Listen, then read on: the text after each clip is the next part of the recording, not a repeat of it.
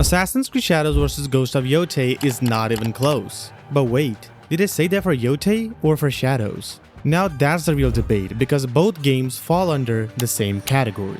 We'll be judging both of the games across 5 main categories: story, open world, gameplay, and finally enjoyability and immersion. But before we dive in, here's a quick disclaimer. This video comes straight from people who deal only in facts, not bias. So staying true to our name, let's spit some facts. For any open world game, the story is the central focus. In the case of Assassin's Creed Shadows, which released recently, the narrative revolves around 2 protagonists and starts off slow to establish both of them. During the first 20 minutes of the game, we play only as Yasuke, learning about his origins and how he arrived in Japan. Then, the story shifts to Naoe, where we witness the destruction of her homeland and, spoiler alert, her father's death at the hands of the Shinbaku. Now, none of this is bad by any mean, but the issue lies in how much of the backstory is hidden behind side content. Key pieces of Naoe's past are tucked away in Kujikiri meditation activities where she recalls her life before the prologue. For players who don't engage much in side activities, which to be fair is rare in RPGs, the story can feel scattered and confusing. It takes over 3 hours to finally return to Yasuke if you stick strictly to the main storyline. Otherwise, you're looking at around 20 to 25 hours to see it all unfold. In comparison, Ghost of Yotei follows a similar premises but with a single central character, Atsu. Her story mirrors Naoe's in many ways. Her family is killed by a faction known as the Yotei 6, and she's forced to watch it happen. From that moment on, her sole purpose becomes vengeance. It's a familiar setup no doubt, but the execution is what makes the difference. Compared to Ghost of Tsushima, it might feel like another revenge-driven tale, but against Shadows, Yotei's storytelling shines brighter. And one of the biggest advantages of Yotei is that it focuses on one protagonist only. So instead of juggling the 2, which makes the narrative feel uneven, Yotei on the other hand keeps its focus tight. And it's reflected through the motion capture and performance work, which add a genuine emotional punch. And it's something that Shadows often lacks due to its prioritization of multi-language support over expressive cutscenes. The flashbacks in Yotei also feel more organic. While exploring, players can use a touchpad at specific locations to trigger a memory and complete a short activity tied to Atsu's past. It's a small mechanic but surprisingly effective. The end result is a story that feels structured yet non-linear, keeping you invested without confusion. And since we talk about the Shinbaku in the Yotei 6, when it comes to targets and enemies in Shadows, it struggles. The supposed high-ranking figures of Japan don't inspire fear or authority. Or maybe it's just me. And honestly, they feel like generic goons with titles. This lack of presence mostly comes from poor build-up and the absence of detailed motion-captured cutscenes as we discussed earlier. Also, the way you track them isn't great either, and it feels like they just throw the targets at you. But this doesn't entirely mean that the story itself is bad. There are some arcs which are truly good. For example, Yasuke's backstory and Junjiro's arc are one of the highlights of the game's narrative. But since they're less in quantity, we wish we got more of them. In contrast, Yotei's 6 targets may be fewer in number, but each one of them is uniquely developed. Every encounter feels distinct both narratively and emotionally, making you genuinely hate them for what they did to Atsu's family. Even the side quests tie beautifully into these arcs, reinforcing the flashbacks and adding layers to the story. In Shadows, this same freedom feels more forced than earned, despite the developers' best efforts to make it feel authentic. So when it comes to writing, dialogue, and story execution, Ghost of Yotei takes the crown easily.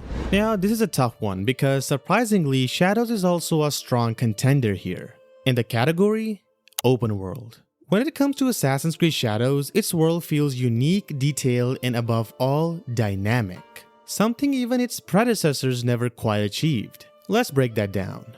First of all, Shadows' world is absolutely stunning. It looks and feels incredible thanks to a dynamic weather system that constantly keeps things fresh. You will never get tired of revisiting the same locations because after every 20 minutes, the season actually changes. The transformation is more than visual, it's environmental. Animals migrate, enemies hide away, lakes freeze, and storms grow harsher. It's genuinely impressive, and shockingly, it's coming from Ubisoft of all companies. But that's not all. The visual fidelity of Shadows is leagues ahead of most games released this year. The world was built entirely with ray tracing technology, which explains why the game requires it enabled by default on PC. And because of this, light and shadow aren't just visual effects, they're gameplay mechanics. You can extinguish any light source to hide in real-time shadows, perfectly living up to the game's name, Shadows. And since this was built for new generation consoles, around 70% of the environment is destructible, excluding some key structures obviously. But nonetheless, it's impressive tech. However, here's the catch: despite being breathtaking, Shadows' world lacks depth. Sure, there are creative activities like the Sumi e-painting to summon specific animals in certain regions. But beyond that, most side quests feel repetitive. The objective board system introduced in the game boils down to hunting down random targets with forgettable names, and they're spread far across the map, which kinda kills the regional immersion. Now if we talk about Yotei, on the surface, its world doesn't quite match Shadows' technical brilliance. It is brilliant nonetheless, but in many areas it feels reminiscent of Ghost of Tsushima. Which honestly makes sense given that the art style has become a trademark of the franchise. It's visually beautiful, but when compared directly to Shadows, it just doesn't quite strike the same level of awe. There's less environmental interaction, fewer wildlife behaviors, and no dynamic weather, which can make each region start to blend together. But before you start typing angry comments, hear us out. What Yotei lacks in visual complexity as compared to Shadows, it more than makes up for it in depth. The world is crafted to engage you, so instead of pushing you back to the main storyline, it pulls you into its side content. And honestly, you'll get so invested in completing this side arc that you might even forget what the main quest was about, and that's a good thing. Every side activity feels meaningful and interconnected. And since we're talking about activities, we have to mention the return of the hot springs. Yes, they're back, and how can we forget about Atsu's hot cheeks? Damn. They require their own place on a pedestal, and we're glad that the developers didn't remove them. But jokes aside, keeping all the pros and cons in mind, Shadows wins in beauty and innovation, while Yotei triumphs in immersion and depth. So this one's not a clear victory for either side, so in the open world category, we're calling it a draw. Any comparison feels incomplete without the most important factor, which is gameplay. And trust me, this is going to be a bit longer, but definitely worth it.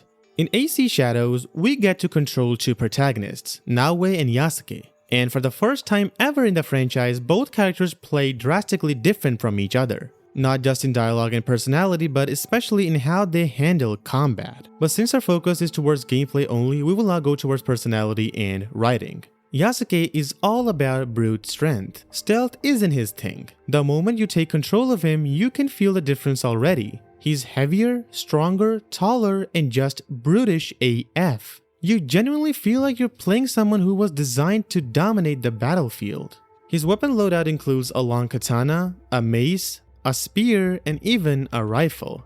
Basically, anything long or heavy is his domain, and his abilities complement that perfectly. Each upgrade enhances his raw power, and trust me, mowing down enemies as Yasuke feels incredibly satisfying. Every hit lands with weight, and the abilities you unlock as you're seeing on the screen make the gameplay even more impactful. Now, while Yasuke represents the new Assassin's Creed direction focused on combat and spectacle, Naoe represents the classic Assassin's Creed fandom. Her playstyle is stealthy, precise, and tactical.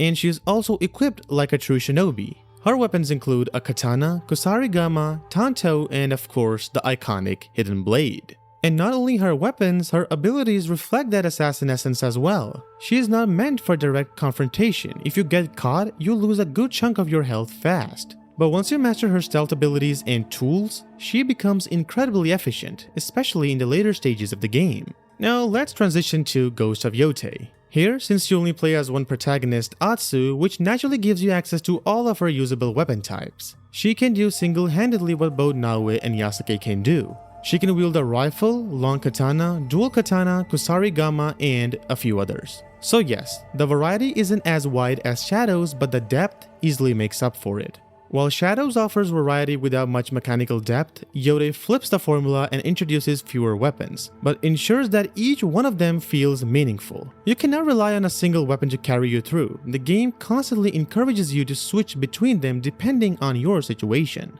and the enemy types are designed accordingly. Unlike Tsushima, Yotei doesn't use a stance system. Instead, it uses weapon abilities that can be upgraded and mastered over time. This means that the game values skill and timing over simple button mashing. At first, some players might find this system a little restrictive or even annoying, but as you progress, it starts to click. And that's when the combat becomes genuinely fun. You stop spamming the same attacks and instead start mastering your weapons, swapping between them strategically, and the result? A gameplay loop that constantly challenges you and keeps things fresh. But the section isn't over yet, because now we move to the core element of both series, stealth. Starting with Shadows, as we discussed earlier, it has a fully dedicated stealth character. Now it feels faster, lighter, and more optimized for stealth than most Assassin's Creed protagonists in years. You can clear out castles, enemy camps, and even entire towns without being detected, provided your timing and precision are on point. And since Shadows doesn't feature the old Eagle View mechanic introduced in AC Origins, Odyssey, Valhalla, and Mirage, you will have to rely purely on Eagle Vision, which actually makes things more grounded and tactical. Ubisoft Quebec clearly took all the criticism they got from Odyssey and decided to make stealth a core mechanic again, even making the name Shadows itself a stealth feature. At night, Naoe can literally become invisible and can eliminate enemies. Some of her moves, like the Shuji door assassinations, instantly remind you of Ghost of Tsushima, though if we're being honest here, Tsushima still makes them look 10 times better. Still, Naoe's grappling hook adds a fun vertical twist, letting you scale castles, rooftops, or even parkour your way across the environment. And if we add her ability to prone, hide in tall grass, and combine tools strategically, you got one of the most complete stealth toolkits the series has seen in years. And the best part, it feels fluid and dynamic. The animations are smooth, the transitions are fast, and it captures that classic Assassin's Creed stealth flavor. Plus, since Ubisoft has been bringing back fan-favorite features with every update, and while it's not perfect yet, it's definitely a massive step up in the right direction.